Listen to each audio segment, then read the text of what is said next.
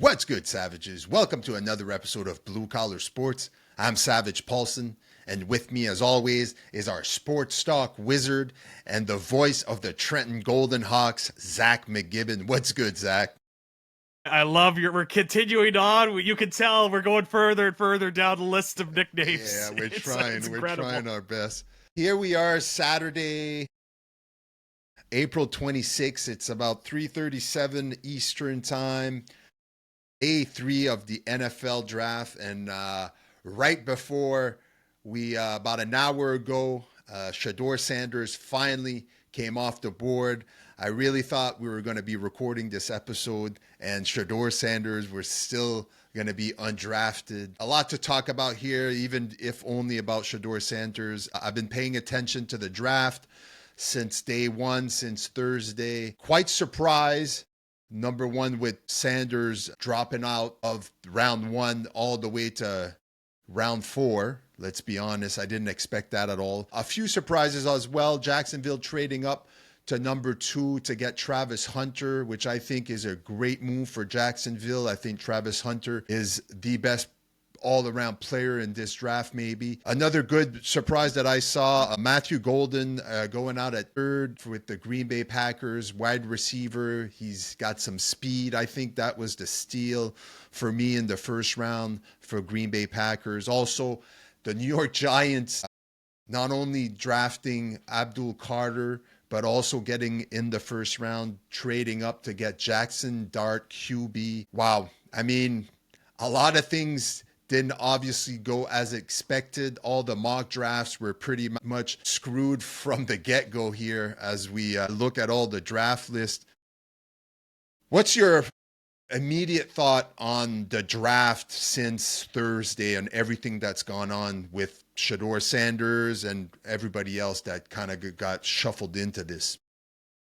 Yeah, well, I think you kind of touched on it there. I think that's the biggest story coming out of the draft is just how big of a fall that Shedeur Sanders had going all the way into the 5th round for the Cleveland Browns, who had already selected a quarterback, by the way, Right. a few rounds earlier in Dylan Gabriel. You knew that something was going on with Shedeur once Dylan Gabriel got off the board before Shedeur Sanders in terms of skill set and what they both possess. So Shedeur going all the way to round 5 was certainly shocking. I had a feeling as the weeks were going along that he would probably slip out of the first round. You know, you had heard stuff about how he didn't really interview well. And, you know, you kind of look at the tape and we touched on it a few weeks back on this show. And, you know, I said I was more of a Cam Ward guy over Shedeur Sanders. But the big thing with Shedeur Sanders, when you look at his tape, is that there's a lot of good and even some really good, but there's not a lot of wow.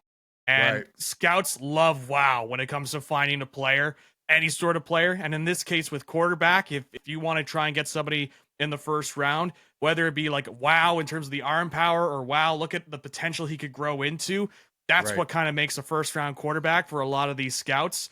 And in the case of Shedeur Sanders, I think they looked at the ceiling of this guy and said, this might be what we're getting with him in the NFL, and there's not going to be much in terms of moving upwards, that upwards trajectory. While you see with a guy like Cam Ward, you know, a great story, a 0-star recruit coming out of high school, was able to work his way up, played at Washington State, transferred to Miami, and then becomes the first overall pick in the NFL draft. Scouts love that, where they see a guy that's continuously improving this each year, because that means you're coachable. That means you can improve upon your skill set, and that means that bigger things can happen on the horizon. And that's, you know, I think back to another guy that was similar in Joe Burrow, where, you know, he goes to LSU, he continued to get better each year in college. He has that historic season at LSU.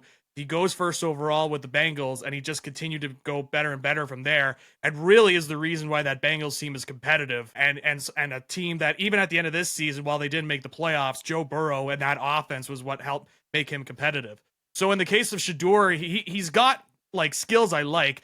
I think it's quite a steep fall for him to be going to the 5th round. I thought for sure it would be a 2nd or 3rd round selection, but him going to the 5th round was clearly a message of, we're not going. I think it was a big message against the Sanders family, not just Shedeur, because I think this was more of a target at Dion, where it's like, look, you could go out there and talk about your son, you could talk and you can praise him and all this, but at the end of the day, you're not bigger than us when it comes to the NFL franchises, and we could determine where your son goes. And so, because I've seen everything, because it's such a steep slide, right? Everybody's trying to theorize why there would be this steep Yeah, slide, and the one thing I can't do is, like, the NFL franchises can't do the morality play, because we've seen so many times of guys where it's like they have these allegations behind them, or right. they have this thing that's kind of sticking to them, but they've got this one intangible that scouts love. It's like, oh, we'll take a sneaky risk in the first round. So you mean to tell me now all of a sudden that all these NFL franchises have grown a consciousness and are like, man, this is a bad interview. We're just going to take him in the fifth round now. No, I think there's a bigger underlying message here. It did feel personal after he slipped out of the second round. And by the time the third round was over, I kept refreshing the list. And I thought to myself, there's something we don't know here. I heard that people were afraid that he might not be coachable, that he didn't interview well, all of that. And here's the thing as well. So we've been listening to the media and people like us discuss who we think, based on the talent we've seen in college, who is going to go first, second, third, blah, blah, blah, and all these mock drafts. I think when franchises are building for the future and getting ready to draft, they don't pay attention to that. They obviously don't take the same approach as just people in the media just say, hey, Shedeur Sanders looks like he's the second best quarterback in this draft, so he should go top 5 or at least in the first round. But again, I agree with you as far as going, like, maybe the ceiling is we've almost seen what he's capable of doing. The fact that he might not be as coachable as franchises and coaches want their quarterback to be coachable, maybe that's an issue.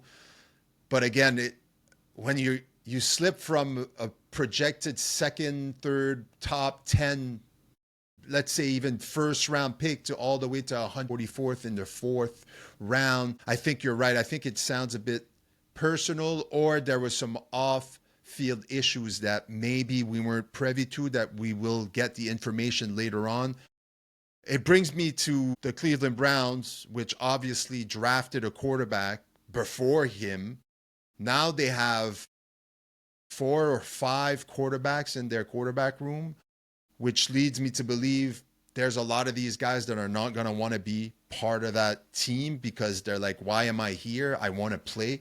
So there might be traded or just cut or released, whatever the case may be. Again, we sit here as just talk show, sports talk, and we try to give our opinion and what we think from what we've seen. But when these teams are trying to build for the future and trying to pick what they think, hey, yeah, he's a quarterback, but hey, we don't need a quarterback. We need a running back. We need somebody in the offensive line. We need a linebacker, a safety, somebody in the backfield. Like, there's so many roles, so many different types of players, and they do obviously their jobs. The scouts, they're way more invested than anybody else in the media. So I think it's 2 parts here. I think it's like, we see what the media is telling us, and then we don't have the information that the team by team has, so that when they go up and down the list of, hey, who's available here and who am I drafting, even when we get deep into the draft,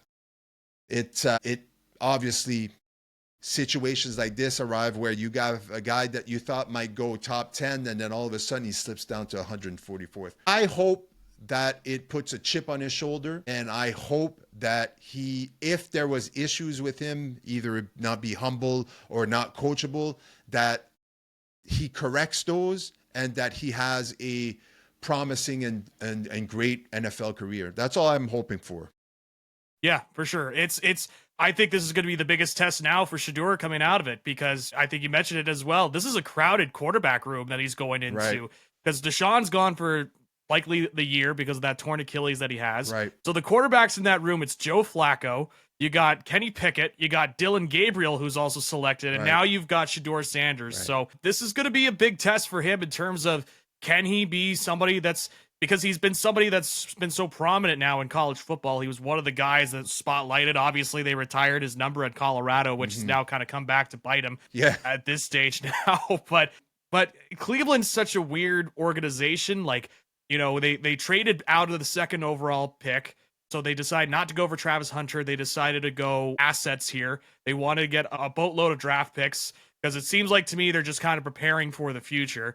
And with all these quarterbacks in the room, I know it's not exactly the greatest quarterback room in the history of the NFL Right. that's in there, but it's clear to me that they're just preparing for a future without Deshaun Watson, even when he comes back from injury. And Right. so with Shador, this is an opportunity to kind of step in and say, hey, you guys all made a mistake for having me slide. And the thing that I want to say too, in terms of like the mock drafts and all that, and you got a whole, everybody's gonna have a different take on stuff. And like what you said, what we see and what we kind of analyze, it's totally different for what would be in a draft room because those guys, they've spoken with the players, Right. they've gone to the drills, they've seen the combine, and they've been watching a bunch of tape on guys, right? So there is going to be that different element where somebody that does a mock draft is going to look at things differently because obviously for most of them they have not been able to speak to the player. They're just kind of looking at what they see on the field. So I think that's why you see so many mock drafts had Shador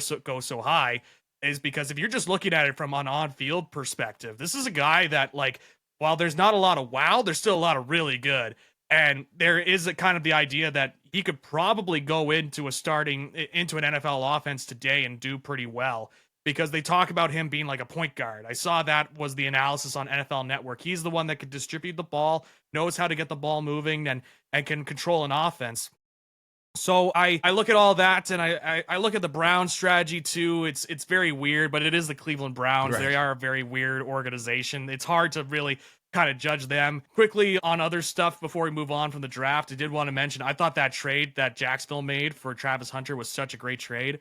And getting such a dynamic player. Yeah. I listened to the press conference from James Gladstone, the new GM for the Jacksonville Jaguars. Yeah. You look at him and you think he's my age. You think he's like 26, 27. He's 34. But there's this swagger about him when I watched him. And I was like, this is kind of stuff that the Jaguars have needed because their previous GM was just like, if you ask any Jaguars fan, they wanted him gone for the longest time and he just totally overstayed his welcome. But this James Gladstone guy, I see him, there's like a swagger to him. And one of the big things, I read a piece in The Athletic about, how he's able to be such an effective communicator.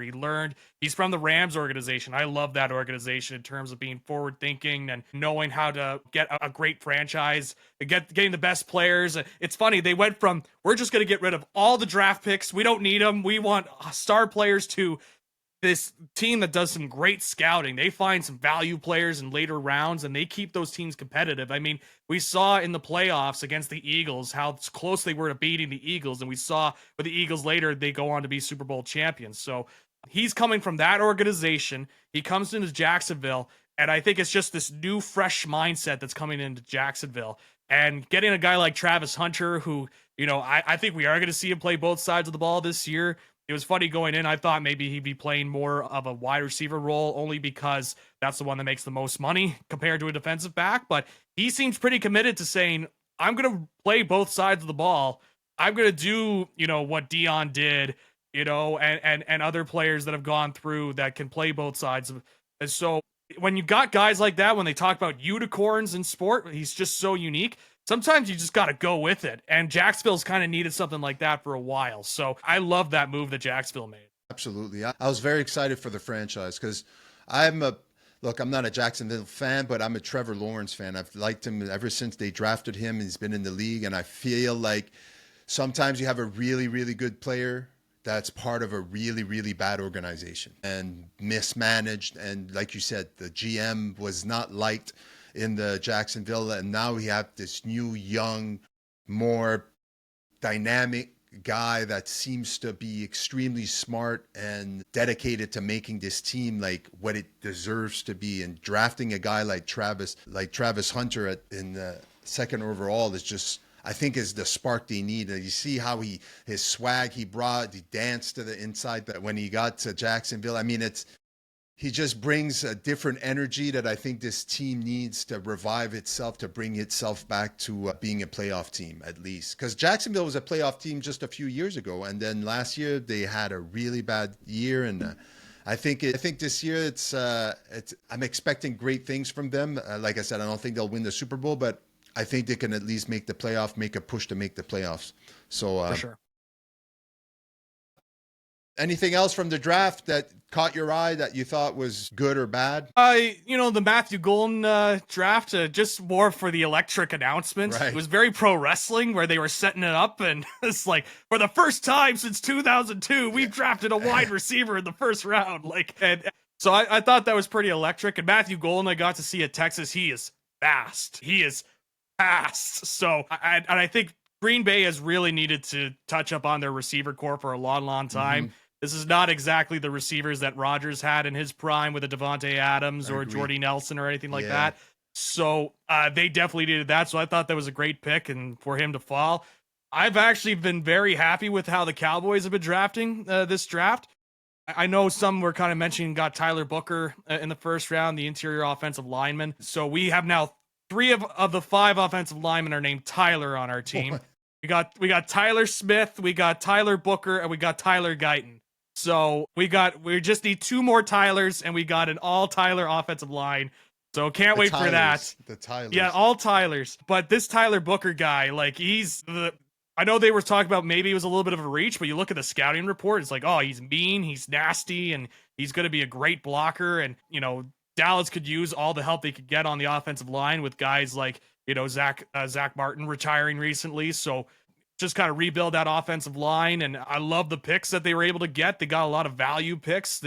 Last I checked, they got the running back from Texas as well, Jaden Blue, in the 5th round, and they needed a running back. So really the only thing as we're recording is I would like to see them get some more wide receiver depth, because they kind of need a second option besides CeeDee Lamb so that they don't just target CeeDee Lamb all game long. But otherwise, I think in terms of what they were looking to go into the draft and what they were hoping for, I've really been impressed with the Cowboys draft. And this might be the Cowboys homer in me, so you could reel me back in if you need to. But I really feel like, for all the stuff that Jerry Jones gets, and trust me, a lot of it is deserved. I think the one thing that he does very well is draft well.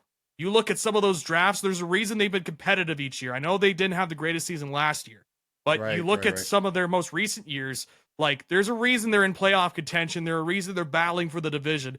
And that's because they've just built from within. They have barely gone out and gone to free agency and gone a high profile name free agent.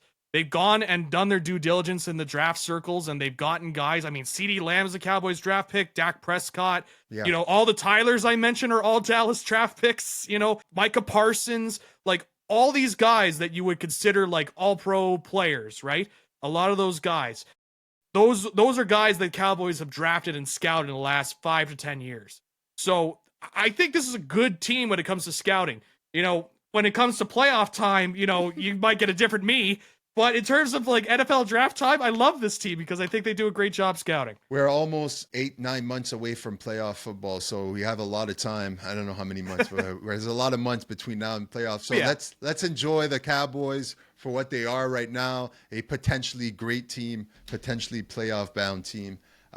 Look, I know how this will turn out. I know how this will turn out for the Cowboys in the end. Let me have this moment here. They could go 3-14 next year, for all I know. But in terms of the draft, they do a good job. They did. Moving on from NFL to the NHL playoffs. I've been actually paying attention to more hockey. Like I've mentioned in previous episodes, I've not really been a hockey fan for these past few years, but ever since the Four Nations face-off, it kind of relit this fire inside of me. Look, I'm not out here watching all the games. I'm watching mostly the Montreal Canadiens games because I live in Montreal, so I'm trying to catch the buzz of the energy of the playoff hockey. Let's start with Toronto and Ottawa. I know you're an Ottawa Sens fan. They're down 3-0, looking to not get eliminated today. I believe they play at 7 o'clock. Yep.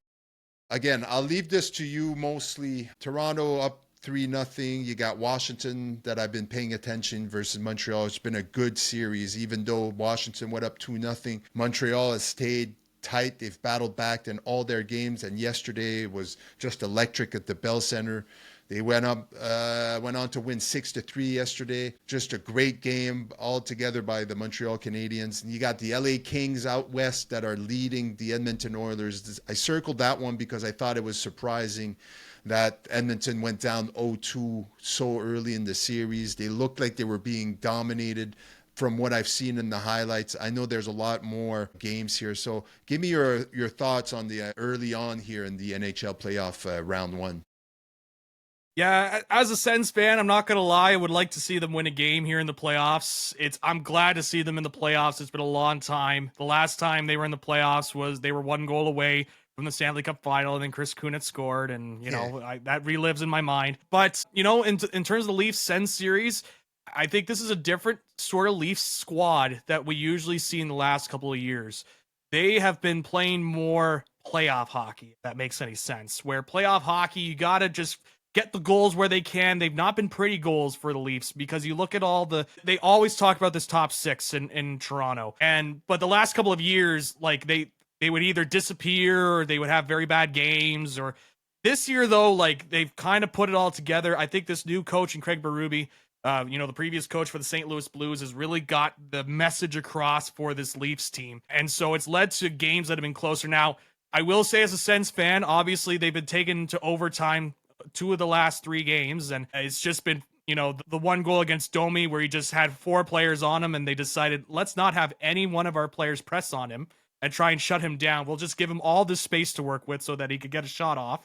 And then you had the stuff with Benoit in there, or Benoit, and Simon Benoit, and being able to get the shot on through traffic and find the corner. So it's been tough, I'm not gonna lie. As a Sens fan, I would like to see them win. I think they've been playing hard. Game 1 was not a great game for them. It was pretty clear that, this is a new kind of environment for this core, and Right. they had not been used to a playoff hockey, and the Leafs just kind of took advantage of all of that. And, they've been talking about, the 5-on-5. Like, Sens have been great on the 5-on-5, and they've been out shooting the Leafs and whatnot. But when they get into penalty trouble, it's rough, and they cannot win a face-off to save their life sometimes. And it just makes it tough for the Sens in this playoff run. And so, we'll see tonight. I hope they win just so that we can, just so we can say we won. Right. I also got a laugh. I don't know if you saw the stuff with Stolarz and Nick Cousins. Cousins shot a puck at Stolarz during pregame warmup, like as a little joke thing. And the NHL decided we're going to do a full-blown investigation, and we're going to fine the Ottawa Senators $25,000. I didn't see that. And we're going to fine Cousins $2,000. What? Because it was like, you look at the video, right? And the video is just they're doing their usual skate around. Stolarz is stretching out, and Cousins and Stolarz are both former teammates, right? And so Cousins just kind of did like a light, shot on to Stolarz. It wasn't even like a slapper or anything like that. It was just like a light wrist shot, being like, "Hey, good to see you, buddy." And the NHL decided we're going to fine you for doing that. So it's been part of a new initiative from the NHL to try and limit interactions between both teams in pregame warmups. We were talking about the NFL earlier and how it stands for No Fun League. Well, it has apparently made its way now into the NHL. That's too so bad. I hope Stolarz is able to mentally recover from the incident and will be able to get over getting a shot. When the report first came out, I think it was from Darren Dreger, and the way that it was worded, it's like, oh, this guy the way it was worded, you thought that they were just doing slap shots onto Stolarz during the pregame warmup. Then the video came out. It's like, that's it? He just took a little shot on, a little courtesy shot. But that's just, Sens Leafs, rivalry kind of coming through here. But I wanted more from the Sens coming in. I hope they win tonight as we record. But, I'm not too disappointed. I would like to see them win, but I think this could be the start of something for the Sens where, future rounds, they've now gotten in the playoffs. They've had that experience. They've got guys in the wing. Carter Yakimchuk is their recent draft selection. He might get the call up next year and be on the defense. Levi Marilainen, who I've gotten a chance to see here in Belleville a couple of times. He's really stepped into his goalie role and looks like he could be side by side with Linus Ullmark on the goaltender side of things. So there's stuff to look forward to in Ottawa after this, but man, it's playoffs and you just want to see them win a game, right? Yeah. That's all I ask for. It's one thing I did notice, and I've noticed this in most sports, it's a little harder to see maybe in the NFL because it's one and out. You get you only get one game, but when you have these long 7-game series where you play each other every 2 nights, and then number one, NHL playoff hockey is completely different from regular season. You can see the intensity. I've been watching the Montreal Canadiens, and early on in the series, I think they were saying that they weren't finishing their checks a lot, and that's why a lot of the times the Capitals could just kept gaining momentum in the offensive zone. I saw a completely different Montreal Canadian team yesterday, just finishing every single check and pressuring in the offensive zone and in the neutral zone as well, just against the board, just trying to get the pucks.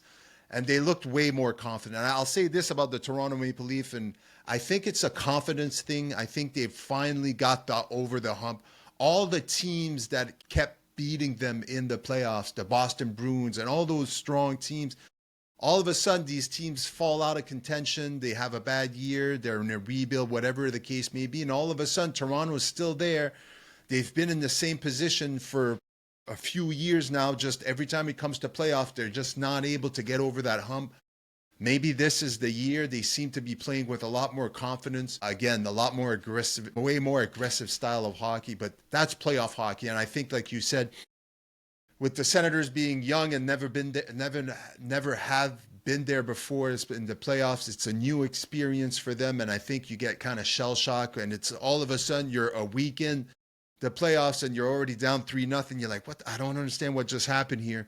I hope they get a win, and I hope that moving forward, look, who knows? They might come back. They might come back, win a few games here in this series, maybe tie it up, maybe all the way to Game 7. Who knows? I'm just saying, seems like it's going to be hard to do, and hopefully it builds momentum for next year, because now they've been there. Now they understand what it is to, number one, fight for a playoff spot and get into the playoffs. I think you're going to see a lot of growth from a Sens team. I think it's going to be the same thing for the Montreal Canadiens. Look, I don't know if I'm expected. I think I'm still waiting to see if they win tomorrow, and tie this series up at 2. There might be a chance where Montreal can upset Washington here. They've done it in the past. I feel like this team is gelling right at this proper time. The momentum at the end of the season. I feel like they've been in the playoffs for a long time because they were battling to get that final playoff spot.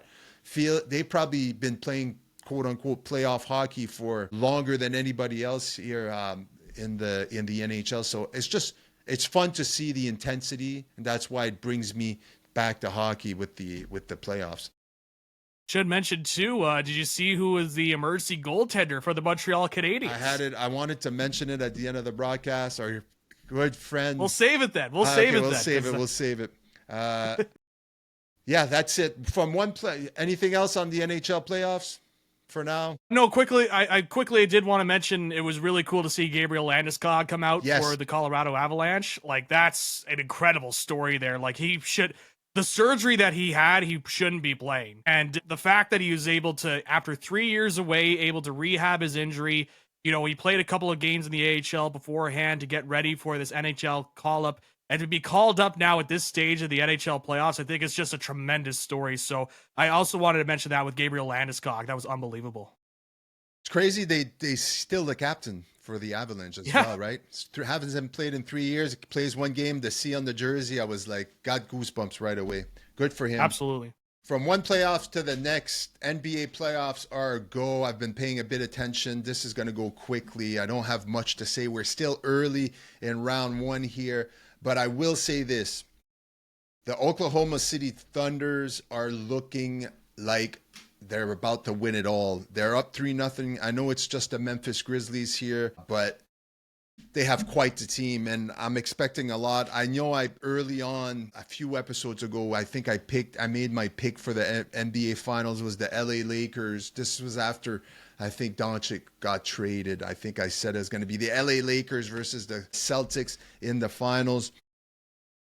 Look, I haven't seen much from the Lakers. They've been up and down. They're down 2-1 to the Timberwolves. I think that's number one. I think Timberwolves are a great team. Edwards is just dominating the Lakers right now. Luka Doncic yesterday played with the stomach flu of some sort, so he didn't have a great game. They went down, even though LeBron James scored 38 points. This is quite amazing. Look, I'll say this for the rest of my life. I think the GOAT of all GOATs is Michael Jordan. I don't think you'll ever convince me otherwise. I think for me, not just in basketball, but he's the GOATs of GOATs for me. Just because I watched him play in the 90s that's what brought me to basketball, was watching the Bulls dominate for so many years while he was there. Yeah, he had a great team, but there's something just watching Michael Jordan play. But to watch LeBron James play at his age, the way he plays, to be able to score 38 points in playoffs with a guy like Doncic playing against a team like the Timberwolves, I mean, it's amazing. And kudos to LeBron James. Is that going to translate into the Lakers moving on all the way to the NBA Finals?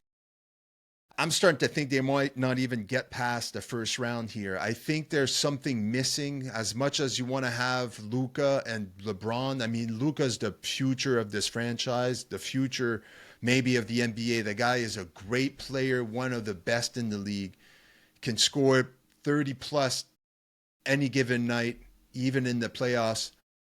But I feel like when I watch them play, there's just it doesn't remind me of when LeBron used to play with Dwayne Wade. It doesn't remind me when he used to play with Kyrie Irving. They used to be way easier together. For some reason, him and Luka, maybe it's like, I want the ball, no, I want the ball. Maybe LeBron's not ready yet to like play a secondary role on the team, you know, because he's still the dominating factor in the league. But again, just to say that I enjoy NBA playoffs, just like the NHL playoffs. There's a different intensity to the game. Every basket counts, every quarter counts, and you go quarter by quarter, who wins the quarter. Defensively, players look way more engaged than they are in the regular season. Even some of their superstars. Been watching the Celtics. They played a really good series so far. Yesterday, there was bit of defensive blunders here, but they're playing the Orlando Magic, which are one of the best defensive teams in the NBA. And you saw it yesterday. They came out, just battled back after a first bad quarter, and then after that just took over and ended up winning the game. So I might change my pick. I think it's going to be the Celtics versus OKC in the NBA Finals as far as I'm going right now from what I can see in the playoff. Have you watched any of the playoffs when it comes to NBA? Me, I've been trying to keep up as much as I can, but with everything going on with NHL playoffs, my own hockey playoffs that I'm in right now with the finals, it's been tough to keep track with the NBA playoffs. So it's the classic thing with sports is like sometimes something has to go off to the wayside, and unfortunately it's been NBA playoffs. Right. But I will say what I have heard is that the Nuggets-Clippers series has been a really fun series to watch. It's been a tremendous series, so also, the Nuggets, just before I keep going, there seems to be something. I know they fired their coach like 2 weeks before the playoffs, but which is crazy. To see Jokic on the bench basically screaming at his coach yesterday, like, I think he's not agreeing with the game plan that they have going on, and I think that it shows, and I think that it's going to be the downfall for the Nuggets this year. But the Clippers are very strong, and Kawhi Leonard, if he can get going like he did when he won the championship in Toronto, they're gonna be hard to stop. Yeah, it's so that was a series that I've been told to kind of keep an eye on in terms of the intensity of both teams, and like what you mentioned, you know, the Nuggets getting rid of their coach. Right. You know, 2 weeks before the season, like that doesn't sound like a very stable situation that's going on there in Denver. And the other series I've been keeping an eye on only because I know a lot of fans of the New York Knicks. Right. So it's just hard for me to, you know, if I didn't want to watch New York Knicks basketball, it's tough for me to ignore it. But, you know, with the New York Knicks and the Detroit Pistons series, I've been keeping an eye. They're up 2-1. I've heard some critiques of Brunson. I know he had a good game 3, but I think players were just kind of hoping for more from Brunson. Karl Anthony Towns has had himself a pretty decent series as well. He has, yeah. But in terms of the NBA playoffs, I've been trying to keep up, but there's a lot going on in the sports world, and it's been the one thing that I've not been able to keep on top of as compared to other sports. Yeah, it's the same for me. It's early on in the playoffs as well. I try to keep up with the highlights, and if there's a game like last night, I watched some of the Boston game, but I was flipping between the Habs game and the basketball game. I'm a Celtics fan, so obviously I'm going to keep watching the Celtics. But I'm also, like on Sunday afternoon, for example, there's going to be games, and Saturday, like I'll watch a few games, I'll watch a few highlights. But for right now, I'll get more invested definitely as the second and third round goes on, you know, as we get deeper. we'll keep discussing as in future episodes as we get deeper in the NBA playoffs. Last thing on the list here that I want to discuss with you for today's show is last weekend we had WrestleMania 41. We had ourselves a WrestleMania preview show last week, which was a hit. A lot of views, a lot of interactions from the clips I put out and in the episode. So it was nice to see. Obviously, I think some of the listeners and subscribers are enjoying the wrestling talk. So I thought we can recap and review what we liked, what we didn't like. I thought Saturday night one was the best night of both. The first few matches were a bit clunky. I think there was a little bit of jitterness, a little nerve maybe. The Gunther Jey Uso match to me was going very well, and then I was a bit, I guess, surprised by the finish that Gunther ended up tapping out so quickly. Number one, just tapping out to Jey Uso, a guy that's most likely never put that hold on any other wrestler, or I haven't seen it anyway. And then all of a sudden he's beating him with his own moves. Quickly he taps out. I thought it was a bit strange, but again, first match on the card, first match of WrestleMania altogether. They tried to bring the energy. The match was high intensity, high impact. Again, I didn't see anything special. It wasn't the match of the night, but we got to where we thought we would get. I know I picked Gunther.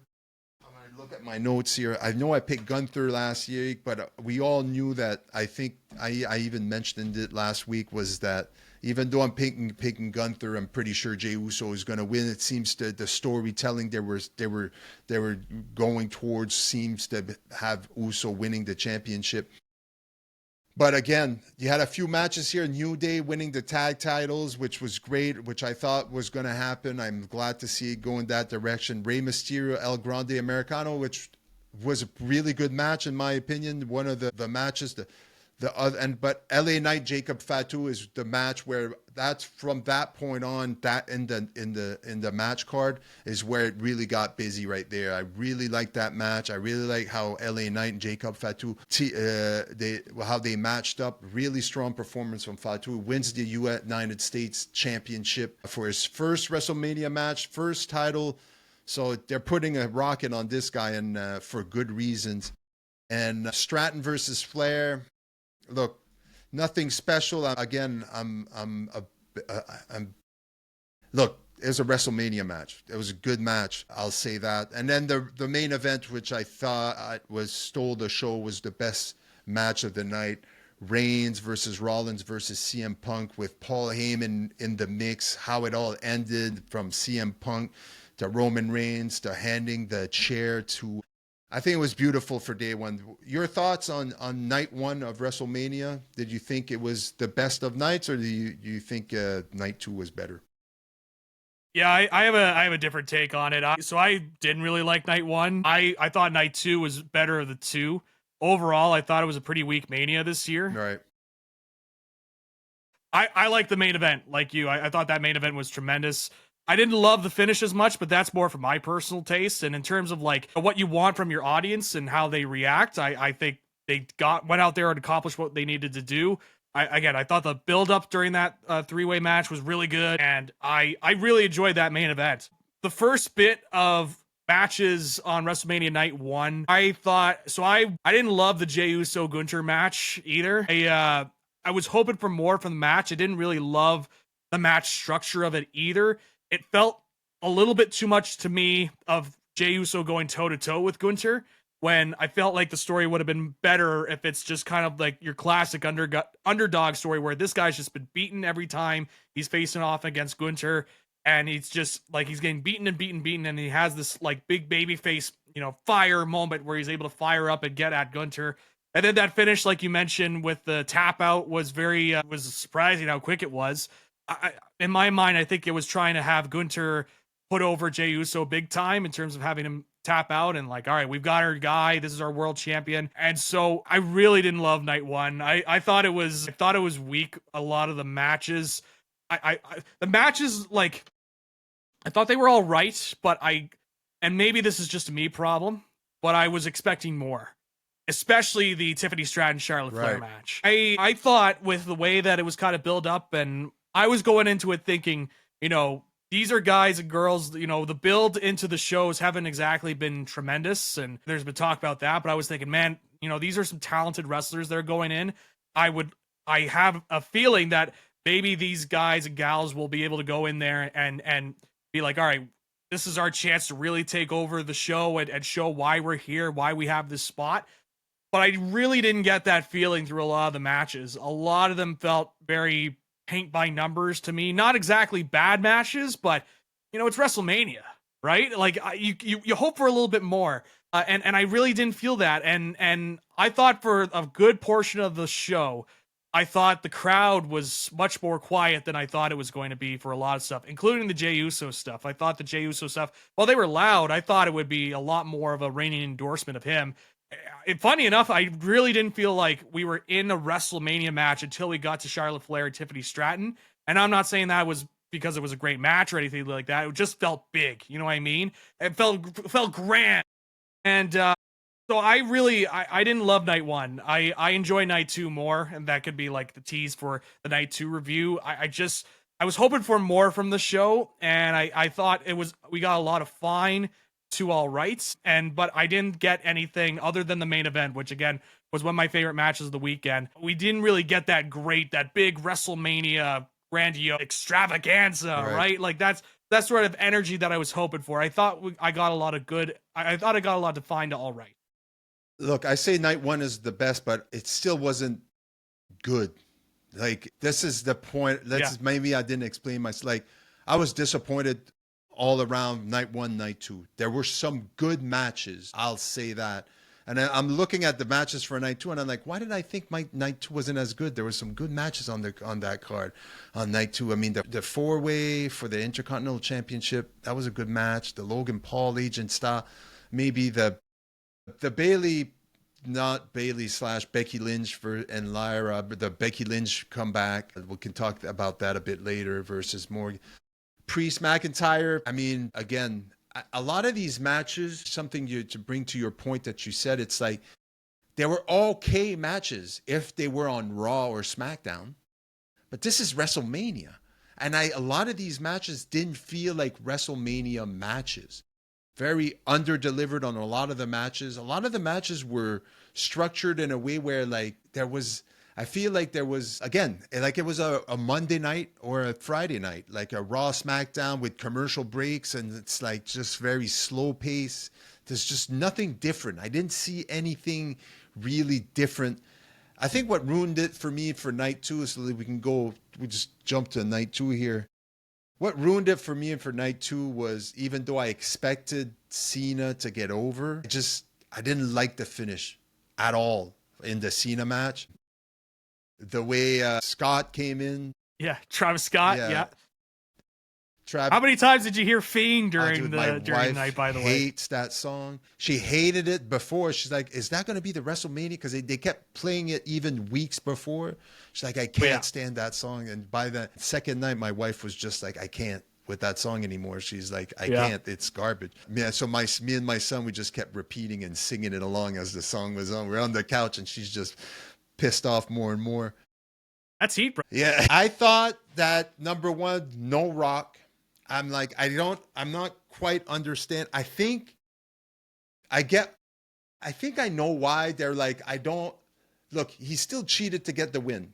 And they made sure to bring the point on the broadcast as well that, hey, by the way, Ric Flair did win all of his championships fair and square. Can we all agree to that? And I completely agree with that. And I think it's a point of discussion we had during the preview episode where I thought, if Cena is going to win with the help of someone else, it's going to cheapen the win. But I think that wasn't even the biggest problem. The problem was just, if you're going to bring Travis Scott, you got to bring The Rock. They were both in the ring at Elimination Chamber, and just to have one guy there, not even kind of help, just there so Cody Rhodes can give him his finish and then just kind of move on. And also, similar finish to night one with the low blows. I mean, There's one thing when I get into a locker room when I was a wrestler, and is that you got to ask around what the finishes are so that there's not a duplicate finish, number one on their card, or if you're not too many eye rakes, not too many low blows, ref bumps, you got to make sure that not every match has the same moves or the same point.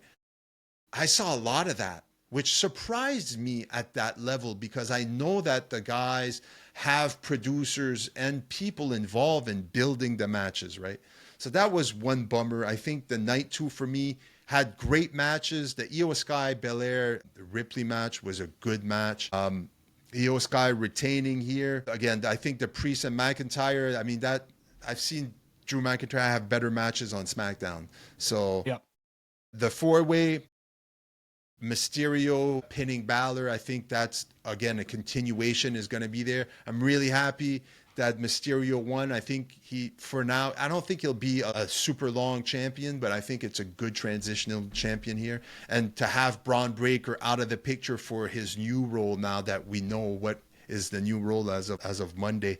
Again, night 2, under-delivered for me. My expectations were WrestleMania expectations, and if I were to pick a match of the night, I mean, I don't know. Honestly, like from both nights, I think the LA Knight Jacob Fatu was the best build match for me. I think it was there was some moments in there where I didn't really know where they were going with this, that maybe LA Knight was going to retain. So for me, it was really good. The Reigns, Rollins, CM Punk. And again, I think the Rhodes Cena for me was if I compare it to what we saw last year in the main event with Rhodes and Reigns, with everybody else coming out, with all the Rock and Stone Cold and the Undertaker and all these guys coming out and adding so much, and this year it kind of night 2, it started off well enough. It actually started with my favorite match of the weekend, which was that women's 3-way for the title with Io Sky, Bianca Belair, and Rhea Ripley.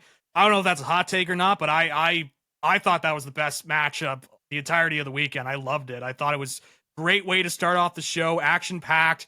All 3 women were working hard and some great spots in there. I thought it was really, really well done. I really enjoyed that match.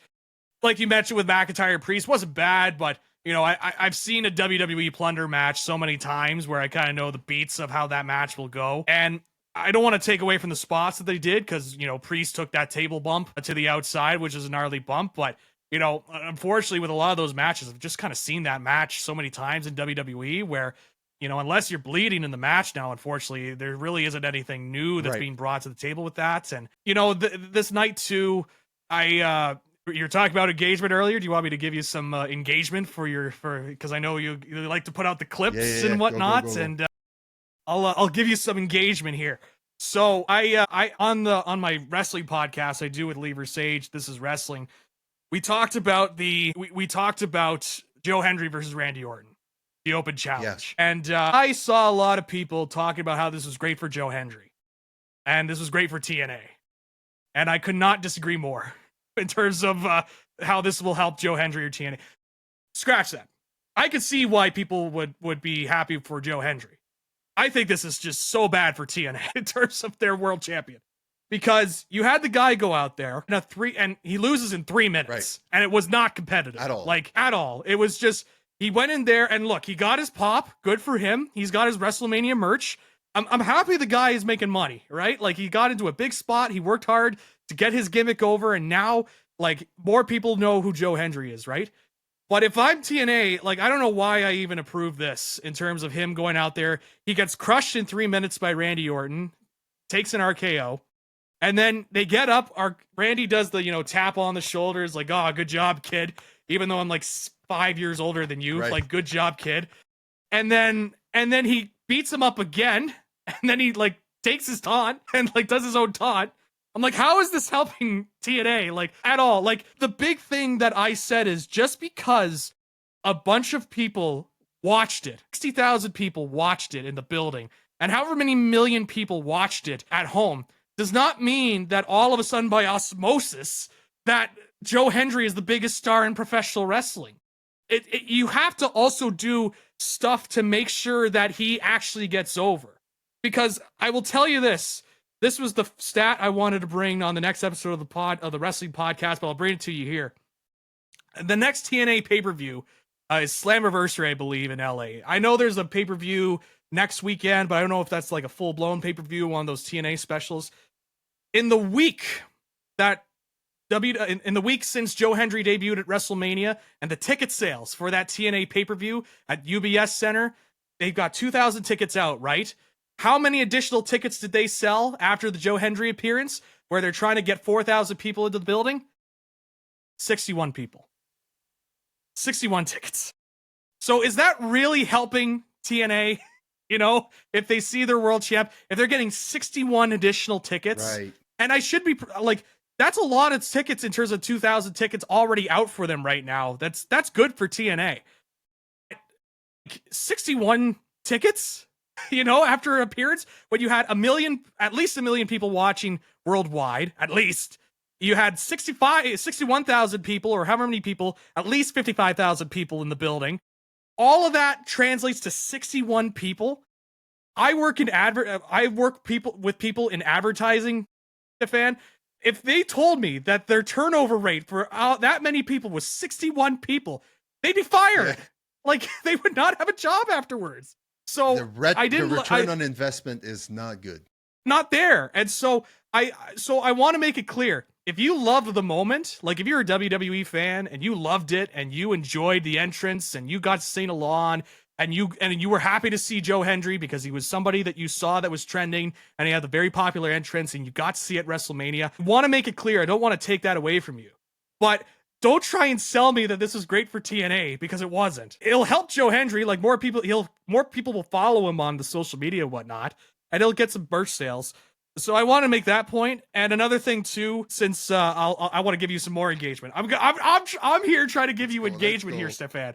So the other thing I wanted to mention is, you know, that finish with the main event. First of all, I thought the match was not a good match. I think it's pretty clear that Cena shot. I thought it was one of his worst matches I've seen. Like, he can't bump, number one. I was just going to say he can't bump. Can't bump. It's tough. There's a lot of things you do in a wrestling match, but if you can't bump properly, it's right there. The rest of the match is kind of shot. Yeah, exactly. And so then you had the finish with Travis Scott, and that was just, first of all, it was the longest run-in the history of run-ins, where he's just kind of dancing to his song while Cody's like slowly recovering. And it's like, Travis, you might want to, you know, hurry up. Clock's the ticket here, you know, like maybe speed it up. I know it's a long entranceway, a long ramp, but like, you know, I've seen Charles Robinson do like a full, like, have that guy run the 40-yard dash in the NFL Combine, right? Like, and so then you had that, and then I thought it was so finisher heavy when it didn't deserve to be finisher heavy, and I thought it was just a really poorly put together match. But the one thing I've been seeing all over the place is people blaming The Rock for this, for everything in the main event. And while I don't think he is blameless, I think it is naive of him to think that him just disappearing, like, people wouldn't notice, you know, one of the biggest stars in professional wrestling history not being there. I am shocked at the amount of people that are going out of their way to blame Dwayne Johnson for what happened in the main event, and blaming him for how bad WrestleMania was in their minds. Right. I'm like, you know, I go way more in depth. Paul Levesque may not be my biggest fan after some of the stuff I said in the review, but like, at the end of the day, he's the booker. You know, he's the guy that puts together the main events. He puts together the shows. The Rock's not the booker. Paul Levesque is the booker. And I saw a lot, like, I don't know if you saw the appearance on the Pat McAfee show there. Yes. With The Rock, the full interview. I saw a lot of people saying The Rock was lying. And I don't know, the timeline adds up to me. Like, we knew for a while that The Rock it was going to be tricky for him to show up at WrestleMania. We knew that for a while. And we knew that because on Raw, he said he essentially dropped all of his programs with Cody and Roman on the idea that he thought he was not going to be at WrestleMania. Then he gets called in because, you know, they needed to push up some ticket sales for Elimination Chamber. At least that's what he says. And then they come up with this idea of the Cena heel turn, which he credits to Paul Levesque and all that. And then he says, all right, it's up to you, Cody. It's up to you, Cena, to kind of get this over. I did my part. It's time for you to take the ball and run with it. And they had 6 weeks to work with this. And this is what they put together? Like, that's, I mean, again, The Rock's not blameless in this. I don't think he's blameless. But, man, so many people are putting their fangs into The Rock, Dwayne Johnson, when I think more should be directed towards the guy who books it, I mean, he makes himself front and center at a lot of these shows. Like, he's the opening guy. He's the first thing you see on WrestleMania Night 1, and he's the first thing you see on that new creative show that's going to be on Netflix. Like, he has made himself the face. He could take the music. He could face the music, and he's got to be accountable for that. So I think more people are blaming The Rock when it should be Triple H at the end of the day, because he's the booker. He's the one that's in the creative meetings. He's the one that's there each and every week. He's the one that's supposed to come up with ideas afterwards. So I just didn't understand that.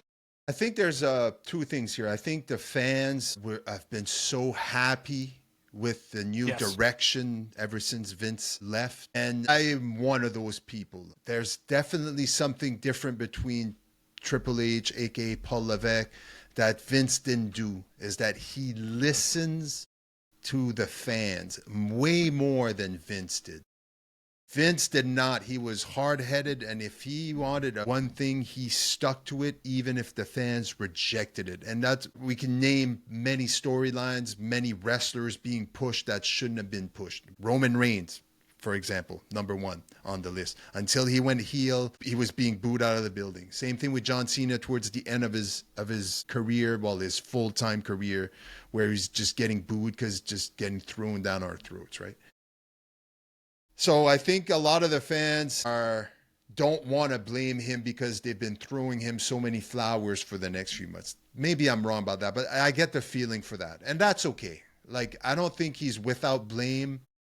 But again, I think the blame mostly should fall on Cody Rhodes and John Cena here. Again, 6 weeks to build this up, right? You had 6 weeks to build this up, and this is what you guys come up with. Again, I'm not behind closed doors at WWE. I don't know how you guys built this match, but you're the champion, Cody Rhodes, and I didn't see any. Look, Cody Rhodes might be the one still blame on him, but a lot less, because it's hard to make John Cena look good. From what we saw on night 2 and how he can't wrestle. And look, I sound like a hater. I'm someone that used to be a worker, be a wrestler. So for me to say, it's just, look, I know when someone's a good wrestler, and bring it back to his bumps, they were horrible. Yep. His moveset is just not that different from when he was a face. Like, there's not much there. He's obviously good on the mic, and he could talk shit like with the best of them. That's fine. But in the ring, I mean, I think Cody Rhodes did his best to try to put him over, but yeah, it was clunky all around. And to blame The Rock on this, I think it's, look, I think would have been better if he showed up. Well, it would have made more sense. Yes, absolutely. You're the catalyst behind this. Everybody saw you with the neck thing, and you turning Cena heel, or Cena turning heel because of you or to join you, and then you disappear, and then you're not part of the storyline anymore. So the reason behind Cena turning heel is now that it's a relationship issue with the fans. And you've listened to his promos, and that's all he talks about, is how dysfunctional this relationship is. And it's kind of I think it's kind of like, where do we go from here? Like, I need a reason to be a heel, and I can't have it because I sold my soul to The Rock. I already have what The Rock can offer me. I'm already a movie star. I'm already in Hollywood. I'm already a part-timer. I have all the money, the cars. Like, there's nothing The Rock can offer me. So from the get-go, when he went heel with The Rock, I found it was like this, because they were selling how The Rock could give Cody Rhodes everything, right? That you desire, and all the things. And that kind of made sense for where the Cody Rhodes is at this point in his career. But it didn't make sense for John Cena. So the fact that, and WWE does that sometimes, they'll just drop, like, they'll start a storyline and then they'll just cut it, and then you're like, hey, I haven't seen this guy in 3 weeks. Like, weren't they pushing this guy? And then all of a sudden they disappear off TV. This is a bit harder to hide here because of how big of an implication he had during the heel turn. But nonetheless, I'll say this though. It's altogether, WrestleMania was what it was. It was very it under-delivered for me as far as my expectation. And my expectations weren't the highest. We spoke about it last. I thought even before the night one, night two, if I looked at the card, I knew that this wasn't going to be the best WrestleMania of all time. I knew it was going to be mediocre at best. Just, I think we mentioned that the build-up, some of these matches had barely any build-up.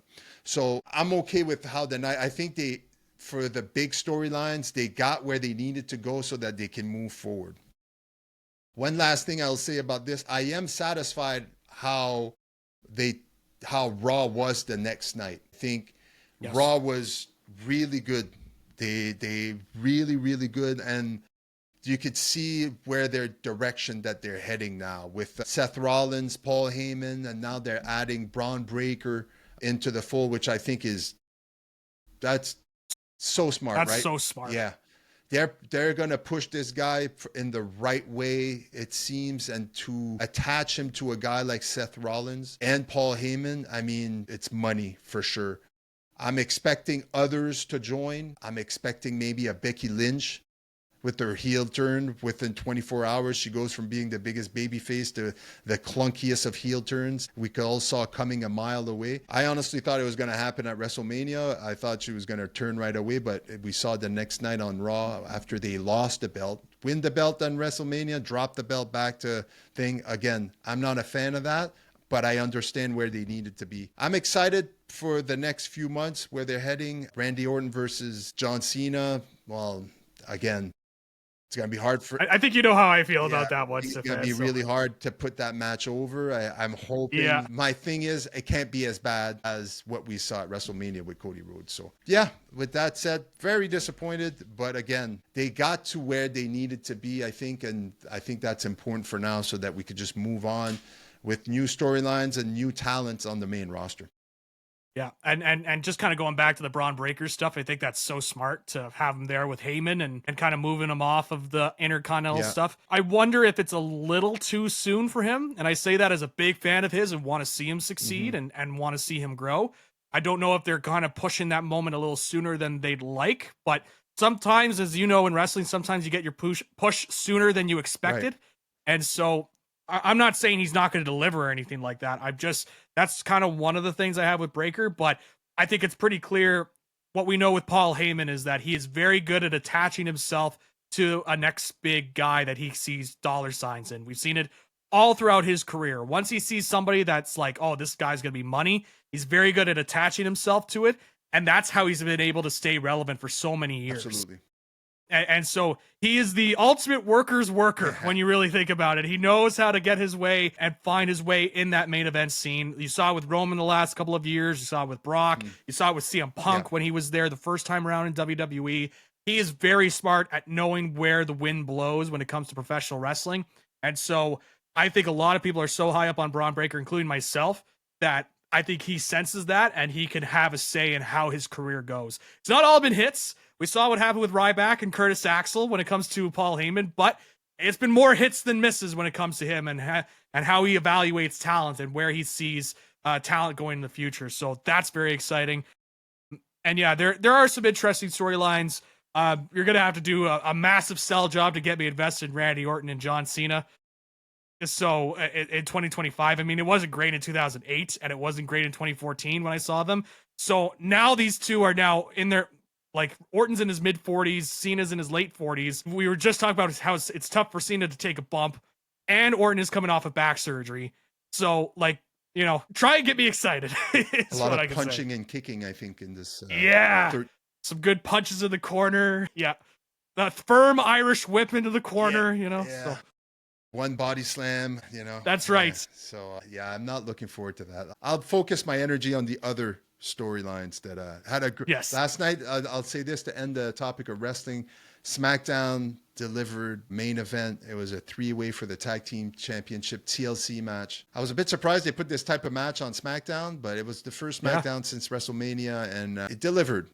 It was a good match. All three parties involved. Yeah, the champions retained the Street Profits. So congratulations to them. But altogether, it was a good match. I'm looking forward to what's coming up in the next. I know the next few pay-per-views. Money in the Bank. I'm looking forward to Money in the Bank. I think this is an opportunity. My early prediction for Money in the Bank: Seth Rollins takes Money in the Bank. That's what I'm thinking. Because I think with him and Paul Heyman now, you kind of have to keep him in the title picture, right? And I think it seems that he might try to regain his world championship that he lost at Mania last year. Jey Uso, we're all happy he won, but I don't expect Uso to hold the belt till WrestleMania next year.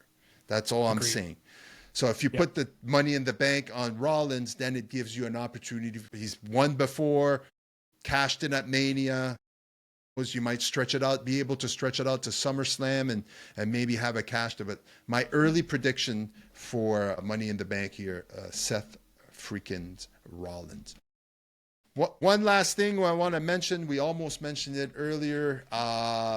Good friend of ours, Patrick Chevrefis, a.k.a. Caden Rose, retired independent pro wrestler. I came up with him. He was at Torture Chamber with me, really good friend of mine. We still talk regularly on social media. Well, talk. He sends me memes. I respond with a ha ha ha a lot of the times. Yeah. That's what we do. Yeah. Was the emergency goalie yesterday in the Habs playoff games. We all saw the footage with the Habs jersey on, Chevrefis in the back. So I want to say I sent him a congratulations text earlier. I said, saw you on TV. It was awesome to see you. So Patrick, a.k.a. Caden Rose, congratulations. It was really, really awesome seeing you on the bench with your Habs jersey with Chevrefis in the back. He's done it before. He's been the backup goalie in emergency situations for the Panthers a few years back, but this felt special. Not only are you in the playoff, but you get to wear the Habs jersey and sit on the bench. That was pretty awesome. That was so cool to see when I saw that being shared around. Yeah. It's like, as you mentioned, I remember that moment a couple of years ago, and I was like, oh, there's Patrick. Yeah. Oh my God, he's right there. And now this moment here in the playoffs where he gets to be the there was a part of me that's like, oh, I hope he sees some action. I hope he gets in there and faces Alexander Ovechkin. Like imagine telling that story, right? Big glove save on Ovi, as he's Oh, that would be something he would hate over all of us all the time. I got a glove save on the greatest goal scorer of all time, right? No big deal. He'd randomly text that would be Patrick for the rest of his life. Like, hey, remember when I got absolutely. But boy, I saw that. I was like, oh, that's so cool. So it was really cool to see Pat in there and doing his thing. Man, it was so fun to call his matches because he was such a flamboyant character and he knew how to get under people's skins, and he was such a good heel.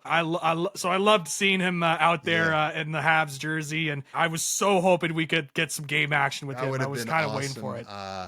Yeah, great guy, great wrestler. I've had a few matches with him. One of my favorite guys to wrestle. Is really good, really exciting to run. His persona in the ring was just out of this world with the promos he could. I just love him. Him and Wes Dawson together as Team Tight back in the day. It was money. Two guys that gone way too early out of the business. I feel like they could have made some money, but it was just great to see someone you know and like go through these moments in life, those 1 in a million moments where they get to live some sort of childhood dream. I know he didn't get in the game, but just to have the jersey, the Habs jersey with his name in the back, sitting there, camera on him, people talking about him, it was fun to see. So good. And I love the Team Tight. Like the amount of times we had to reshoot promos backstage because we would just all break. It was just so funny. I was reminded of an old promo that we did where like Kane's just rubbing my head and Wes is like tugging at my jacket and Ray's just like standing there. Awesome. Yeah. So good. I miss those days. Yeah, I said it before. I think Wes Dawson was one of the best guys on the mic I've seen in a long, long time. He could just cut a promo like that and just be on point and not miss. His intensity and the things he said was just out of this world. I fucking love that guy. So good. I miss him as a wrestler. I still talk to him from time to time, but definitely good memories. The feuds we had with the Night Train Express against him, it was awesome. And so fun matches to call too. Yeah. This is a good time. Awesome.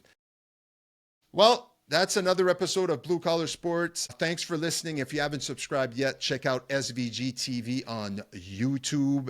That's SVGTV. Hit that subscribe button so you don't miss another episode. Also, check out This Is Wrestling Podcast. Zach McGibbon, his wrestling podcast. And your Golden Hawks are up 3-0. 3-1. They're up 3-1 in this series. Got to call game 3 this past Wednesday night, and it was a little bit of a tough one because that was the first time that the Golden Hawks have gotten shut out at home. Wow, okay. which was tough. So it was not a great game 3, but they came firing back in game 4 last night on 7-2. So talk about a response there from being shut out the last game. Awesome. So they are in a position to win Monday. So that is going to be something they could win at home, and that'll be some of the most exciting hockey I'll get to call. I'll tell you that. So we'll see how it goes Monday, and if they're able to secure the victory, and it will be a nice breath of a nice sense of relief, because the last couple of years, Golden Hawks have been to the finals, but they lost to the Collingwood Blues both times. But now this time they've got a chance, one more win, and they win the Buckland Cup. So that will be very exciting, and I can't wait for that game. I wanted to quickly mention, too, I know we're wrapping up, but I just saw this come across, and it has to do with your Steelers, Mr. Stefan. So congratulations on the new quarterback that they have selected in the NFL draft. They selected a quarterback? And they have selected a quarterback. In the 5th round, pick 185. Congratulations on your new quarterback, Will Howard from Ohio State. Holy shit. Yeah. So congratulations. Will Howard. Yeah. I'm surprised that guy didn't go before. I know. I thought Dylan Gabriel would be in this spot, and I thought it'd be a switch between Will Howard and Dylan Gabriel. So I think you got a good value pick at round 5 there. That is a good value. 185, Will Howard. I mean, yeah, I'm happy about that. I'm happy about their draft so far. So I'm excited about that. Glad that we got that on the episode. Awesome. Well, I'm glad I could break that news to you. I do know how to break news to people, so yeah. So it's a specialty of mine. That's what we do here. All right, buddy. Great episode, and talk to you again soon. Hopefully next week for more Blue Collar Sports.